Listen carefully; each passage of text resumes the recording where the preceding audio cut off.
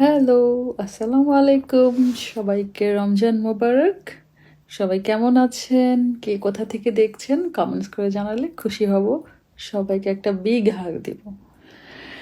তো এই তো আমি আজকে নিয়ে আসলাম নতুন একটা রেসিপি। এখানে আমি দিয়ে দিয়েছি আলু কুচি, একদম গ্রেন্ড করে, অনেক কুচি কুচি, পেঁয়াজ কুচি, আর হচ্ছে গিয়ে মরিচ কুচি, আর হালকা সল্ট, আর হালকা হচ্ছে গিয়ে এখানে চালের গুঁড়ি দিয়েছি। আর এখানে আমি ডিমটা ফেটে নিয়েছি, কুসুমটা তুলে নিলাম আলাদা করে, নিয়ে শুধু ডিমের সাদা অংশ এখানে আমি দিয়ে দিলাম। আমি 3টা ডিম দিয়েছি এখানে, 3টা ডিমের সাদা অংশ, আর কুসুমটা আমি রেখে দিয়েছি। আর এখানে সব কিছু রেখে এখন হাত দিয়ে আমি সুন্দর করে মাখায় নিচ্ছি।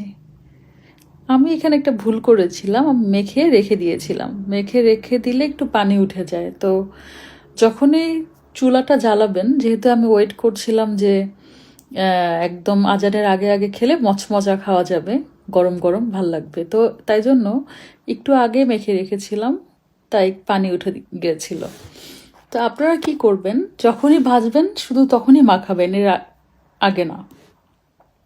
যেহেতু আলু থেকে একটা পানি ছেড়ে দেয়, তারপর সাথে আবার ডিম। তো এই তো আমি ফ্রাই প্যানে হচ্ছে বাটার দিয়ে দিলাম, আবার এক্সট্রা অয়েলও অ্যাড করেছিলাম। আর সুন্দর করে আমি আলুটা এরকম দিয়ে মাঝখানে ফাঁকা করে নিলাম, যাতে এখানে আমি কুসুমটা অ্যাড করতে পারি। তো হাত দিয়ে আমি করছিলাম একদম। আগে তো খুব ভয় পেতাম, হাতটা যেন চুলার সামনে না যায়। এখন একটু একটু অভ্যাস হয়ে গেছে, আগুনের মধ্যেই পারলে হাত ঢুকাই দিই। তো এই তো সুন্দর করে আমি ডিমটাও ভেঙে রাখাতে হয়ে গেছে, ছেড়ে দিয়েছিল কুসুমটা।